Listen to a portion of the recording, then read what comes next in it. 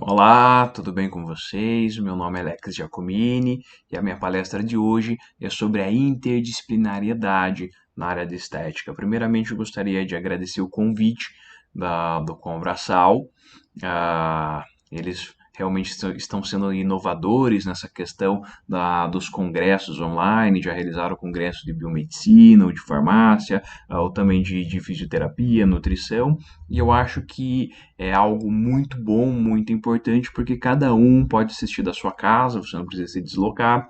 Se você precisar assistir novamente, você pode assistir novamente. Então, sem dúvida nenhuma, é uma nova tecnologia que vai ser muito usada. E eu mesmo já assisti palestra que eu tinha vontade de assistir novamente, eu não conseguia. E aí no Combraçal vocês estão tendo essa oportunidade. Ah, então, quem sou eu, né? Meu nome é Alex Giacomini, eu já me apresentei. Eu sou da primeira turma de pós-graduação em Biomedicina Estética do Brasil. A Biomedicina Estética surgiu em 2010, sendo que em 2012 eu já estava atuando na área de estética. Eu também sou da quarta turma de Biomedicina aqui da cidade de Curitiba. Eu atuo, como eu disse para vocês, na estética desde 2012. Eu sou professor hoje no nível de pós-graduação em 4 faculdades e universidades aqui na cidade de Curitiba, né, no estado do Paraná, que tem algumas faculdades que não são aqui na cidade. Eu também sou membro da comissão paranaense de biomedicina e estética, né? Sou eu e mais outros 3 membros que nós assessoramos aí o Conselho de Biomedicina do Paraná sobre as questões que envolvem o biomédico na área de estética. E eu também sou membro e cofundador aí da Academia da Estética Baseado em Evidências, onde nós fazemos podcasts, geramos estudos nessa área que eu vou apresentar um pouco mais para vocês, tá bom? Esse aí é o meu Instagram.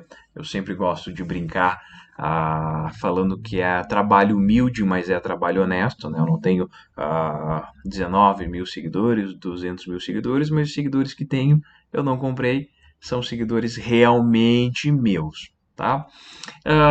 E a área da estética, eu considero que ela é a área mais democrática que existe na área de saúde, pois é a área que mais profissionais competem direto e indiretamente para o mesmo nicho de mercado, o mesmo paciente, como se fossem concorrentes, digamos assim, mas todos, no final das contas, eles acabam se ajudando. Então, para quem não entende, né, eu vou chamar de profissional da área de estética todos esses profissionais aqui, né? Vou fechar um pouquinho mais aqui, ver se eu consigo, para não atrapalhar vocês por enquanto. Ah, então tá aqui, né? Se vocês olharem ali nessa tabela que eu fiz para vocês, nós temos direto e indiretamente praticamente todos os profissionais que atuam na área de estética. Se eu esqueci um ou outro, eu peço desculpa, talvez eu tenha até esquecido. Então, se vocês olharem, a área de estética é uma área muito vasta, né? Elas vêm desde os distúrbios comportamentais, onde eu vou precisar de um profissional auxiliando. Eu tenho cirurgias corporais, cirurgias faciais, tenho os procedimentos invasivos não cirúrgicos, tenho os lasers ablativos, não ablativos, as fototerapia, os peelings químicos, que vão do superficial, muito superficial, médio, profundo. Tenho o microagulhamento, o drug delivery, né? O drug delivery eu também posso colocar ou não aí o termo da intradermoterapia, que alguns anos atrás chamavam-se de mesoterapia, e alguns profissionais ou clínicas chamam de enzimas. Eu tenho eletroterapia com uma infinidade de tecnologias, né? Eu posso estar falando de criolipólise, radiofrequência, criofrequência, corrente russa, corrente Alce, eletrolipólise, jato de plasma, eletrocautério. Também tem os tratamentos corporais. Os tratamentos corporais, muitos dos que eu uso no facial eu também posso usar no corporal, porém com outro objetivo, além de entrando no corporal aí os nossos tratamentos manuais, aí a atividade física, tanto a aeróbica quanto a anaeróbica, e finalmente a nutrição. Então, se vocês forem vendo aí, eu coloquei vários profissionais, que esses profissionais eles podem atuar dentro de uma mesma área. Por exemplo, os procedimentos invasivos não cirúrgicos, eles podem ser realizados sim pelo médico cirurgião plástico, ele pode ser realizado pelo dermatologista, pelo cirurgião dentista com a especialização e habilitação em harmonização orofacial, biomédico, farmacêutico e enfermeiro, também esses com a especialização e habilitação no seu devido conselho em estética. É claro que não estão todos os profissionais que podem atuar aí, por exemplo, o cirurgião plástico ele pode atuar também numa eletroterapia, mas normalmente ele não o faz. Então eu coloquei dessa forma e eu particularmente, né, não entendo porque os profissionais brigam nessa área, essa rixa tão grande, se um precisa do outro. Né? O próprio médico cirurgião, ele precisa ali da equipe de enfermagem que faz a massagem pós-cirúrgico, ele precisa de um fisioterapeuta que com ultrassom vai tratar as aderências, aí mais para frente um profissional que possa vir a tratar as cicatrizes que vão ficar, porque é muito comum uma pessoa faz uma cirurgia, a cicatriz não fica como ela gostaria, ela faz uma segunda cirurgia para eliminar a cicatriz, e às vezes existe uma outra possibilidade. Então, um profissional precisa do outro, porque ninguém consegue fazer tudo. Eu fiz essa rápida analogia aqui e... Um momentinho. E ninguém é o Rambo, ninguém é o exército de um homem só. Não é possível que uma pessoa tenha um conhecimento profundo de todas essas áreas, né? Mesmo que ele seja um cirurgião plástico, que ele estude, não é possível que ele conheça tão profundamente a sua área e também, por exemplo, a área de nutrição, que muitas vezes ele vai precisar do auxílio aí de uma nutricionista. Então não existe, né? Você não consegue ser bom em tudo, e aquele que quer ser bom em tudo acaba não sendo bom em nada. E aí, né, temos a frase do nosso Jean, que diz mais ou menos o seguinte: quem quer agradar a todos, não agrada a ninguém. Caso você não conheça ele, então nós temos o J. Kennedy, que ele também diz: não posso lhe dar a fórmula do sucesso, mas a do fracasso é querer agradar a todo mundo. Então aí realmente mostra, né, que você não pode querer saber de tudo, não tem como saber de tudo, e na nossa área que tem tantas capacitações, tantos procedimentos, é racional que eu aproveite e use a interdisciplinariedade. E eu chego à conclusão hoje que a briga que existe entre um profissional e outro é puramente comercial, né? Se um precisa do outro e se um sabe que não vai conseguir abraçar tudo, qual que é o problema de ter mais profissionais? Eu não vejo nenhum problema. Então é sim puramente comercial e eu quero abordar um pouco mais isso aqui com vocês, tá bom? Em 2019, na revista Exame, saiu esse título aqui: mercados de saúde e estética devem fechar 2019 com faturamento de 50 bilhões. Né? Então, é um faturamento extremamente alto, uma fatia de mercado que eu acho que todos podem abraçar, porém, a reserva de mercado, alguns preferem a reserva de mercado. E vou dar um exemplo aí para vocês, né? Hoje no Brasil, o procedimento com toxina botulínica tipo A, o famoso Botox, ele varia mais ou menos de um preço de R$ 2.000 a R$ 1.990. Os profissionais que cobram R$ 599, com certeza eles fazem um procedimento muito mais simples, um procedimento muito mais rápido, eles têm que ganhar numa larga escala, então eles não têm tanto tempo para estar conversando com o seu paciente. Muitas vezes quem vai fazer a avaliação do paciente não é a mesma pessoa que aplica, exatamente por ser algo muito rápido, não tem tantos cuidados, a chance de erro vai acabar sendo maior.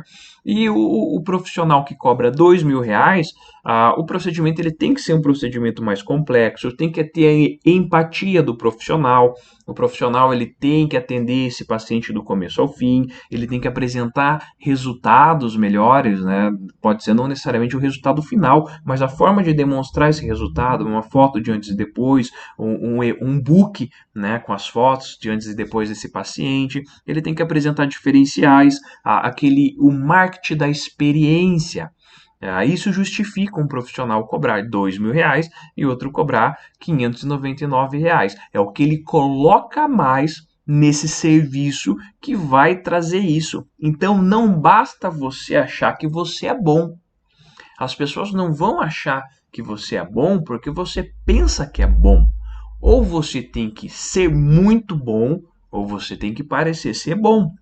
Se outro profissional está ocupando uma área de mercado que você tinha e para você está sendo uma concorrência, quer dizer que você não está se vendendo direito, ou você não está vendendo seu produto, seus serviços, seu resultado, ou até mesmo a sua pessoa. Você não está conseguindo se vender e por isso você acaba perdendo essa fatia do mercado. E o biomédico, como eu disse, ele entrou na área de estética em 2010. Nessa época, né, nós já tínhamos a parte médica toda, os dermatologistas, os cirurgiões plásticos trabalhando na área de estética. Nós tínhamos também já os fisioterapeutas dermatofuncionais trabalhando nessa área e os dermaticistas, né? Os dermaticistas é a nova terminologia para os esteticistas. E quando o biomédico entrou, ele não foi visto com bons olhos, né? A gente precisou ganhar a nossa fatia do mercado, a gente precisou conquistar o respeito dos outros profissionais. Aí na sequência veio os farmacêuticos, e a mesma história dos farmacêuticos, muitos olharam com desdém para os farmacêuticos, até mesmo alguns biomédicos, né? Eles falam, nossa, agora está entrando mais um grupo de profissionais. Depois veio os dentistas, trazendo o entendimento da harmonização facial. E, por último, os enfermeiros. E toda vez que entrou um novo profissional, eu vejo que muitas pessoas elas têm ali aquele preconceito, né? E as pessoas muitas vezes dizem, mas e se der uma intercorrência, ele vai conseguir tratar? Talvez não. Talvez ele não consiga, talvez ele vá ter que encaminhar, assim como um tatuador. Né? Ele pode fazer tudo certo ali dentro do estúdio dele, faz a tatuagem, faz as recomendações adequadas ao cliente dele, mas o cliente dele faz tudo errado em casa e acaba progredindo para uma contaminação, uma infecção ali na região. Ele vai ter que mandar para o médico, esse médico vai ter que tratar. Da mesma forma, eu já vi dermatologista fazendo aplicação para secagem das varicoses com polidocanol, a famosa espuma. Né? Nós sabemos que a espuma existe uma chance de trombose. E se caso tivesse a trombose, esse dermatologista não teria que encaminhar para um cirurgião vascular para que esse faça uma resolução do problema. Então, as intercorrências, elas existem, tá? É uma estatística, é questão de ir fazendo. Por exemplo, vou chutar aqui. Uma a cada 1.000 aplicações de toxina botulínica gera a intercorrência de alergia. É algo estatístico que não tem o que você fazer. Né? Mesmo que você faça uma boa avaliação, essa intercorrência vai acabar acontecendo. E quando acontecer, eu vou precisar sim que um profissional atenda depois, se o caso agravar. Né? O que eu tenho que saber o profissional tem que saber identificar esse problema e fazer o atendimento imediato. Mas depois a continuidade do tratamento vai ter que ser indicado para um outro profissional. Assim como se o cabeleireiro estiver fazendo uma chapinha, ele queimar a paciente, o cabeleireiro ele não vai tratar essa queimadura, ele vai tratar essa queimadura? Não. Então, dá para ver pela argumentação que realmente um profissional que não apoia o outro que está na área de estética é puramente comercial. Agora, uma coisa que eu também não concordo, que aí pode ser um crivo para todos, é a banalização da área da estética.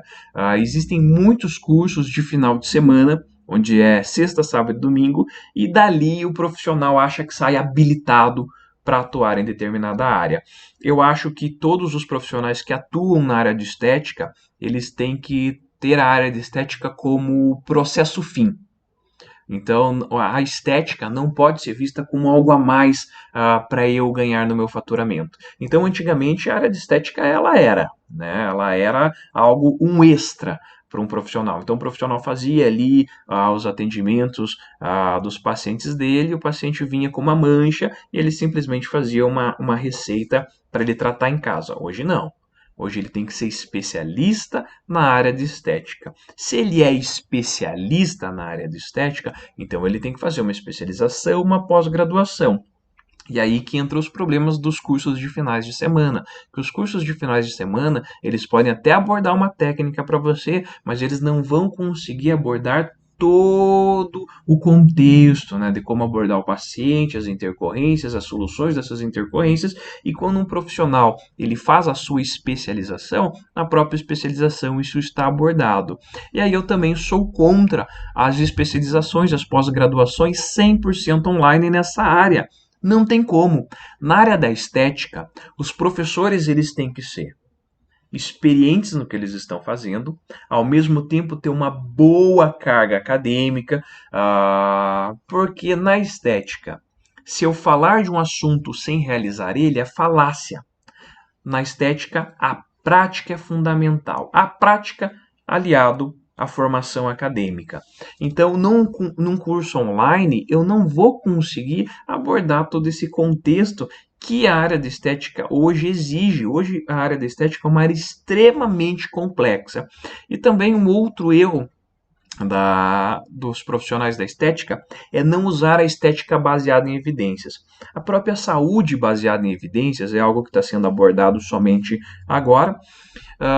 E o que seria a estética baseada em evidências? A estética baseada em evidências é você usar o que nós temos de mais alto em evidência científica na literatura, aliado a uma boa prática clínica, mais as preferências do meu paciente.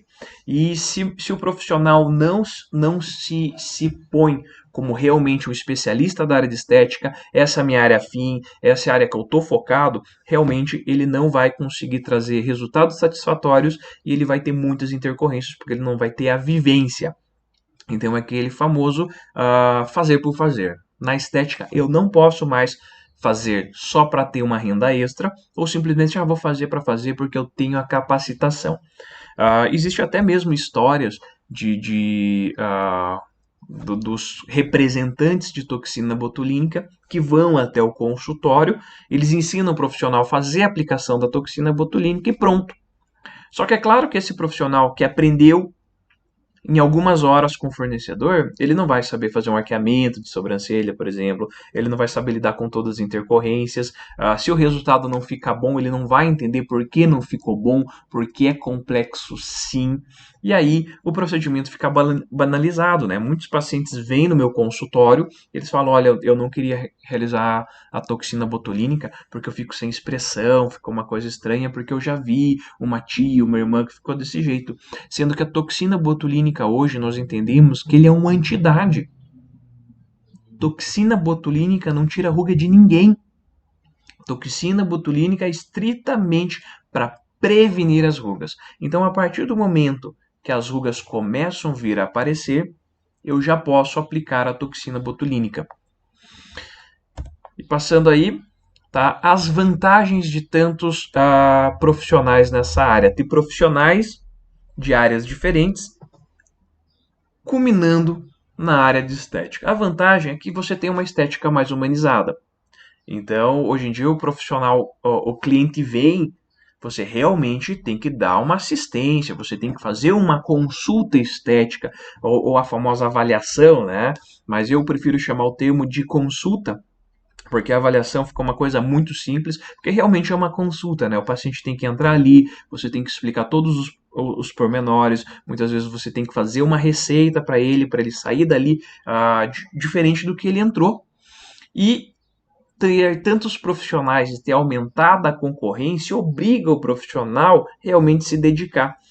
Existem mais especialização, então os equipamentos melhoraram, as técnicas melhoraram, porque várias áreas conseguem estudar e aí elas conseguem entrar num consenso e trazer diferenciais.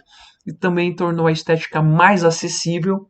Antes a estética era só para classe alta, né, classe A, e hoje em dia a gente tem clínicas que elas são totalmente focadas no público C e D, né, com parcelamento, e às vezes é o sonho de um paciente, né? Às vezes o paciente tem uma ruga ou uma mancha que aquilo traz um incômodo para ele, e agora ele consegue tratar, tornando a estética algo mais comum também. Antes tinha-se muito preconceito sobre a área de estética, e essa é a vantagem de tantos profissionais nessa área. Tá? Muitos profissionais não veem o profissional da área de estética como um profissional da saúde. Tem esse ponto bem importante. Isso acontece muitas vezes porque o profissional da área de estética ele não trabalha com procedimentos com boa fundamentação teórica, a famosa estética baseada em evidências. Então, muitas vezes o profissional, por causa do próprio mercado da estética, ele fala, não, vou fazer essa massagem elimina gordura. Né? Nós sabemos que isso é uma falácia. Massagem não elimina gordura, ou sai gordura nas fezes, sai gordura na urina. A gente sabe que não sai gordura nem nas fezes, nem na urina. E esse tipo de afirmação que o mercado da estética faz, às vezes não é nem o próprio profissional da estética, é o mercado da estética faz os outros profissionais verem o profissional estético de uma forma meio que preconceituosa. E eu nunca vi, tá, em nenhuma área, pode ser da saúde, engenharia ou qualquer coisa, eles inventarem tanto equipamento inútil quanto na área de estética. Então, o mercado dos produtos em estética, sejam eles cosméticos ou sejam eles produtos eletrônicos de eletroterapia, o mercado sabe, né, as indústrias sabem que é um mercado promissor, um mercado que gera muita renda, e aí eles querem só vender, só vender, só vender, e o profissional muitas vezes não tendo um bom senso crítico, ele acaba comprando um equipamento extremamente caro, fazendo promessas ilusórias para os seus pacientes, não alcançando esse resultado, se frustrando profissionalmente e também fazendo os outros profissionais terem descrédito nele, porque ele mentiu. E também o próprio profissional da área de estética, em muitos casos, ele não se vê como um profissional da área da saúde, porque ele não trata efetivamente o paciente, né? O tratamento dele não cuida de um desfecho morte, por exemplo, né? Ele não trataria isso, ele só iria uma senhora vaidosa, né, a famosa perua que está indo lá no consultório dele para retirar algumas rugas, e não é assim que o profissional da área de estética tem que se ver, e eu vou abordar isso um pouquinho mais com você aqui, tá bom? Então, assim, o profissional da área de estética, ele pode abordar o paciente de uma forma que praticamente nenhum outro profissional da área da saúde consegue. Porque um tratamento em estética, o teu paciente pode te visitar até 3 vezes na semana, passando de 30 a 1 hora a cada uma dessas visitas. Então acontece às vezes a visita no consultório de estética até 3 horas por semana, sendo que uma consulta com um nutricionista ela dura 1 hora e a cada 30 dias é realizado. Na estética, às vezes é semanal, 3 vezes por semana, 1 vez por semana, de 15 em 15 dias. Os tratamentos eles são sempre mais compactos e sempre existe muita visita ali. A consulta ideal médica diz que é 25 minutos. Né? Uma consulta com o psicólogo é 50 minutos. Então, realmente, o profissional da área de estética ele tem um recurso que é o recurso tempo, que o paciente está indo ali e vai passar muito tempo com esse profissional. Passando muito tempo com esse profissional, o paciente vai acabar pegando uma confiança nesse profissional e esse profissional vai poder abordar diversos temas. Então, o profissional vai conseguir mudar hábitos de vida desse paciente, até mesmo da própria alimentação. Então ele vai todo dia falando ali, cobrando, né? Cobrando, dando um puxão de orelha, quase fazendo como um coach, né? A senhora está seguindo as nossas recomendações, a senhora está comendo direito, a senhora está fazendo uso do filtro solar, a senhora está fazendo uso daquele creme, a senhora parou de fumar, a senhora foi no barzinho esse final de semana, a senhora bebeu de novo. Esse tipo de coisa que o profissional da área de estética tem com o seu paciente, porque eles começam a criar uma relação quase que de simbiose, né? Uma relação de amizade. E até hoje eu vejo poucos profissionais com essa possibilidade igual profissional da área de estética. E aí, nesse livro de toxina dermatológica, escrito pela Heloísa Aires, foi dito que na clínica dermatológica, pelo menos 20% dos pacientes têm a dismorfia corporal ou dismorfismo corporal. Acredita-se que na clínica estética isso ainda seja muito pior. E o que é o dismorfismo corporal? O dismorfismo corporal é um distúrbio, tá, da visão do eu. Então a pessoa é de um jeito e ela se vê de um jeito totalmente diferente. Então esse tipo de paciente, ele é rotina na clínica de estética, e com um pouco de feeling, um pouco de experiência, o profissional da área de estética ele consegue perceber esse paciente, esse perfil de paciente. E esse perfil de paciente é um paciente extremamente resistente a procurar uma terapeuta, a procurar uma psicóloga, a procurar um profissional que possa ajudá-lo. E como ele vem para um profissional da área de estética, o profissional da área de estética ele tem que ter o bom senso de não fazer aquilo que o paciente gostaria, né? Nós temos o caso aí dessa mulher que é um caso bem famoso, que ela fez várias cirurgias plásticas e realmente ela transformou o rosto dela, e não transformou para bom, né? Nem para bonito, claro que para ela, provavelmente ela está se sentindo melhor, ou não, né? Quem tem dismorfismo corporal, ele nunca está feliz. E o profissional tem que ter o bom senso de não fazer o que o paciente quer.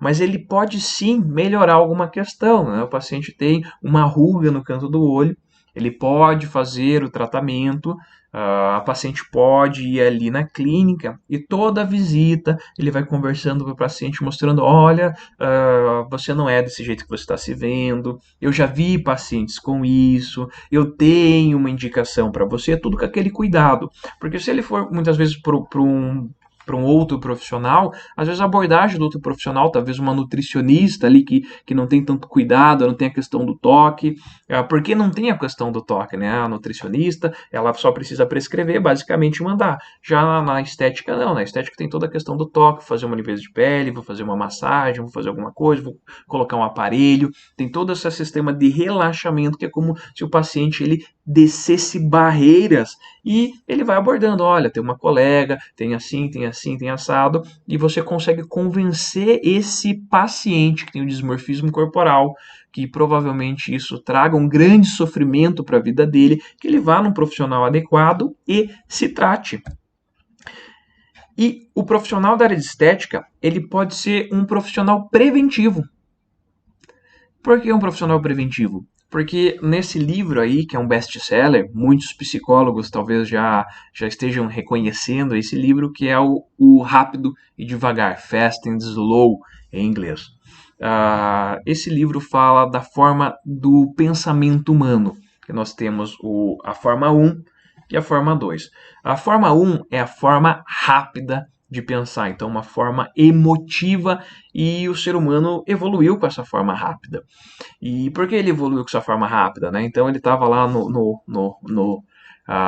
nos primórdios dos seres humanos e ele via o mato balançando, ele tinha que agir por impulso, né? Ele não ia ficar esperando para ver o que ia sair daquela moita. Ia ser um coelho ou ia ser um predador que iria devorar ele, e aí ele não ia passar a genética para a gente, e a gente não estaria aqui.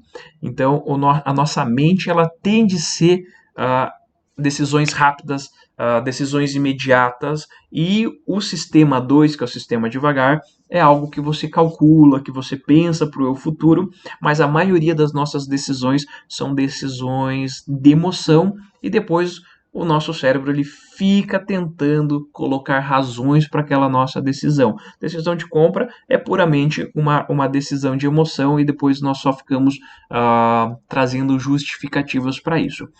Então é muito mais fácil um paciente procurar uma clínica estética do que procurar um clínico para ele fazer um check-up, para ele fazer uma prevenção de alguma coisa, a não ser que seja algo que seja comum, né? A prevenção de mama, que já tem uma cultura disso, se investe muito nesse tipo de marketing, mas não é tão comum, né? E todo ano o dermatologista para ver se tem alguma manchinha na pele, a não ser que esse paciente já tenha um histórico, aí ele vai no dermatologista, já na estética não. Na estética o paciente, ele tá um pouquinho mais gordo, e então ele vai lá, tá com excessozinho de peso, tem uma gordura localizada, ele tem uma celulite, uma estria, uma mancha melasma, uma mancha senil, talvez ele tenha alopécia, e ele acaba indo no profissional da área de estética, e esse profissional, se ele tiver uma visão global, ele vai ajudar esse paciente na saúde do paciente. Então ele vai poder orientar esse paciente para mudar os hábitos de vida e recomendar para que ele vá a uma nutricionista. Se ele tiver algum problema psicológico, um estado depressivo, que muitos pacientes que vão no consultório estético, eles estão em estado depressivo, eles acham que se melhorar a ruga, ela vai se sentir melhor, e a gente sabe que não, que ela precisa de um acompanhamento multidisciplinar, muitas vezes, também, e o profissional da área estética vai conseguir sentir isso, vai poder encaminhar com jeitinho. Então, o profissional da área estética ele pode ser visto isso. Talvez ele aumente a expectativa do paciente e talvez ele interfira sim no desfecho morte. Né? Se ele conseguir fazer que um paciente pare de fumar ou que adquira novos hábitos de vida, então ele vai mudar sim o desfecho morte do seu paciente. Logo, profissional da área de estética é sim um profissional da área da saúde e ele precisa se ver dessa forma e os outros colegas precisam ver ele dessa forma também.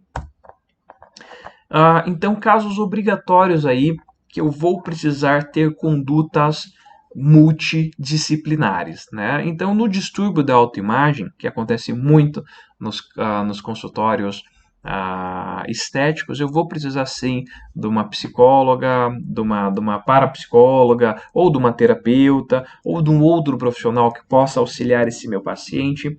Se meu paciente tem excesso de peso, eu vou precisar encaminhar para uma nutricionista, vou ter que encaminhar para que ele execute exercícios aeróbicos, anaeróbicos, e aí já começa a entrar o fisioterapeuta para ajustar alguma questão postural, porque muitas vezes ele não está indo porque ele tem uma dor no joelho, então ele vai precisar ser encaminhado para o ortopedista, depois o ortopedista vai para o fisioterapeuta e depois para o educador físico. O preenchimento labial, que parece algo extremamente simples, eu preciso muitas vezes encaminhar meu paciente para um ortodontista, porque o paciente às vezes tem o lábio torto, um lábio um pouquinho mais fininho, mas os dentes, ele tem todo um problema ortodôntico que causa isso. Então não é porque o lábio dele estava muito fino, não é porque ele precisa de preenchimento, e sim que o assoalho onde o lábio está, que os dentes são o assoalho, os dentes jogam o lábio para frente, o assoalho não está direito. Então ele vai precisar ir no ortodontista, vai corrigir isso, talvez ele nem precise de um preenchimento.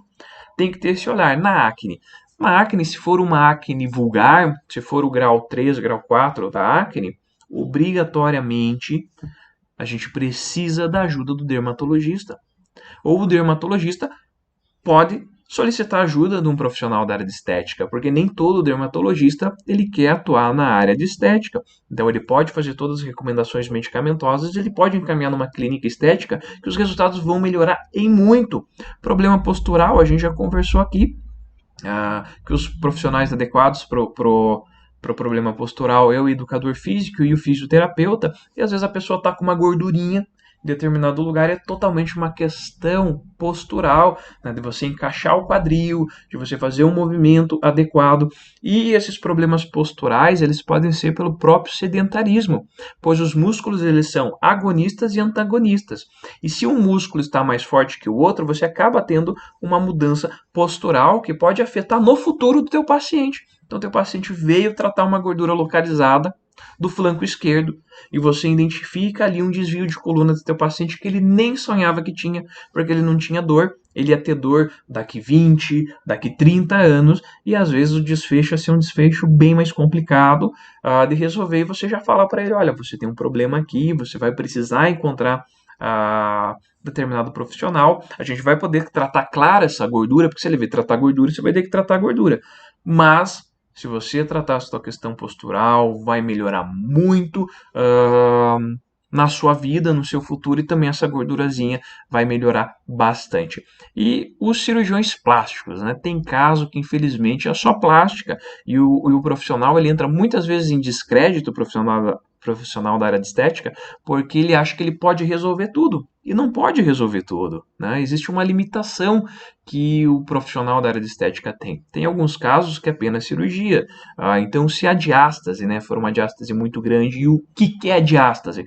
Diástase é aquela pessoa que engordou muito, ou aquela pessoa que passou por uma gestação, houve ali o descolamento do músculo do reto abdominal, e depois ele não voltou. E a pessoa fica com aquela diástase ali, fica achando que é gordura localizada, não é gordura localizada. Se a diástase for pequena, eu tenho como tratar.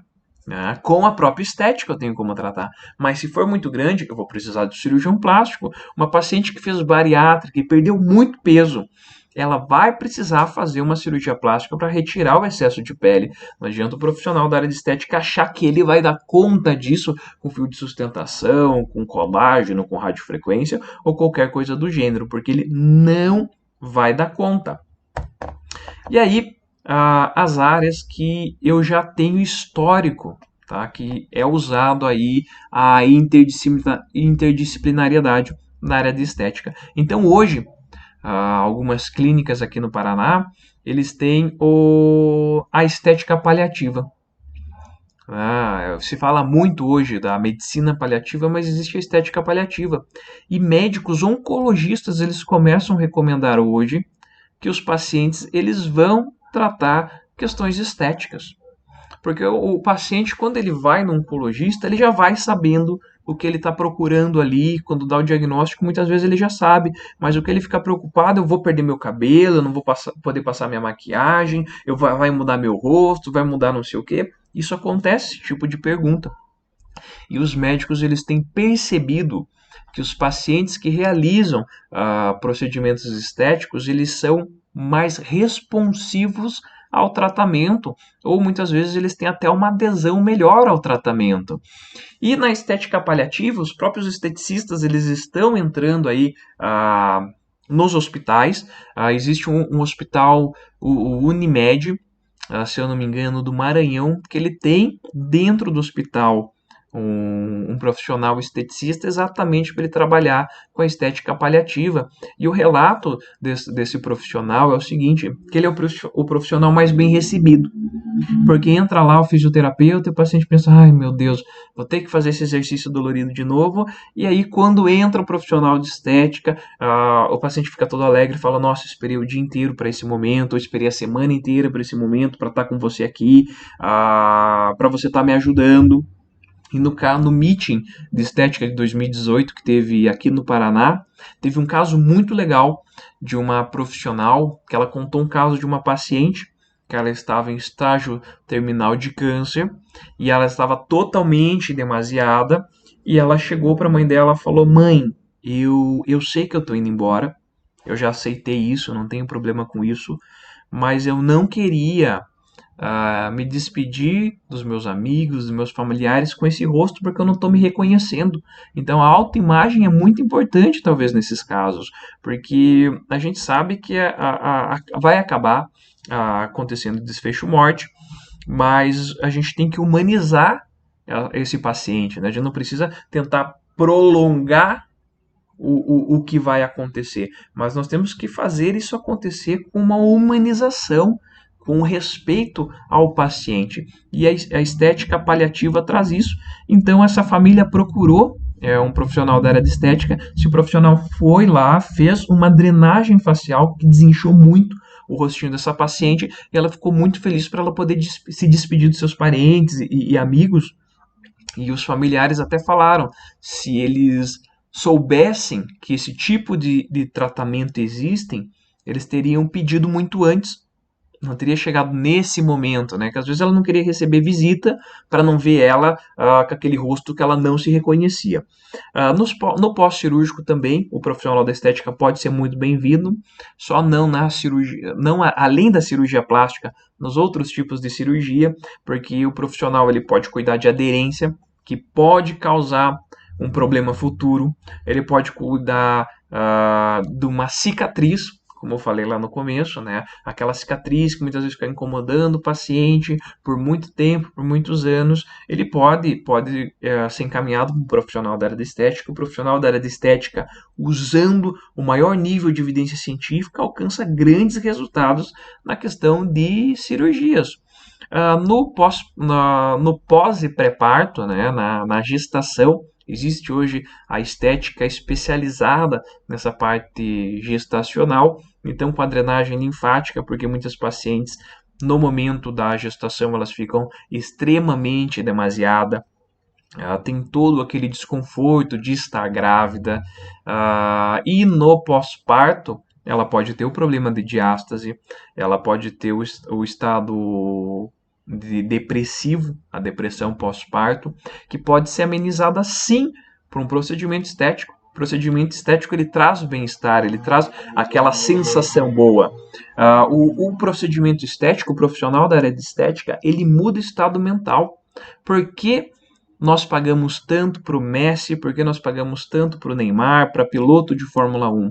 Porque esses profissionais, eles mudam o nosso estado mental. O profissional da área de estética, ele faz a mesma coisa. Ele muda estados mentais. E, no caso, já tive caso de paciente com foliculite, pseudofoliculite, onde o médico dermatologista encaminhou esse paciente para mim e para fazer o tratamento de depilação a laser, que alguns chamam de depilação definitiva, mas na realidade é uma depilação semi-definitiva. E esse paciente tinha aqui na área do pescoço muita foliculite. E ele acabou fazendo laser e eliminou a foliculite. Então veja só, ele foi lá no dermatologista, o dermatologista teve bom senso que podia até fazer a medicação, mas depois de um tempo, aquilo ali seria recorrente. Né? Toda vez ele pararia com a medicação, voltaria, e ele decidiu encaminhar ali para nós, e nós fizemos a questão do laser. Também já tive um caso de um paciente com acne severa, um homem, e toda vez que ele ia se barbear, ele acabava cortando alguma acnezinha, essa acnezinha acabava gerando alguma cicatriz para ele, e ele também foi indicado para fazer a depilação a laser. Foi algumas sessões e para ele foi muito bom, né? Foi um resultado realmente muito satisfatório. E foi um prazer inenarrável estar com vocês aqui hoje, ter explicado um pouco mais, ter trazido um pouco mais de informação para essa área de estética que muitas vezes é vista com maus olhos, mas acho que hoje deu para a gente trazer aí nesse conceito interdisciplinar um pouco dos benefícios, né, da estética. Se você é profissional da área de estética e tem interesse de saber mais sobre a estética baseada em evidências, você pode com certeza ir lá no meu Instagram, mandar uma mensagem que eu vou ser muito feliz em colocar você também no nosso grupo de estudo, onde a gente desenvolve podcast, porque realmente a gente está com a estética baseada em evidências, conseguindo conquistar melhores resultados para o nosso paciente e finalmente ganhar o respeito que o profissional na área de estética tanto merece, tanto precisa. Porque se você viu minha palestra do começo ao fim, nós somos profissionais da área da saúde como todos os outros, né? E nós trabalhamos diretamente com o paciente. Então, eu, como biomédico, nas 38 habilitações do biomédico, somente em 5 o biomédico trabalha diretamente com o paciente. Né? Todas aquelas outras habilitações, ele trabalha no lado de trás, ele trabalha na pesquisa, ele trabalha no laboratório, ele trabalha em vários outros aspectos. E quando eu vim para a área de estética, eu trabalhei diretamente com esse paciente. Eu me vi sim como um profissional da área da saúde. Não no começo, tive essa crise de identidade, mas depois que eu descobri qual é a importância do profissional da área de estética, se ele agir da forma correta. Então, depois disso, sem dúvida nenhuma, eu mudei minha interpretação e hoje sou um profissional muito feliz e realizado. Então é isso, espero não ter demorado muito nessa palestra de vocês. Foi um prazer inenarrável e até mais.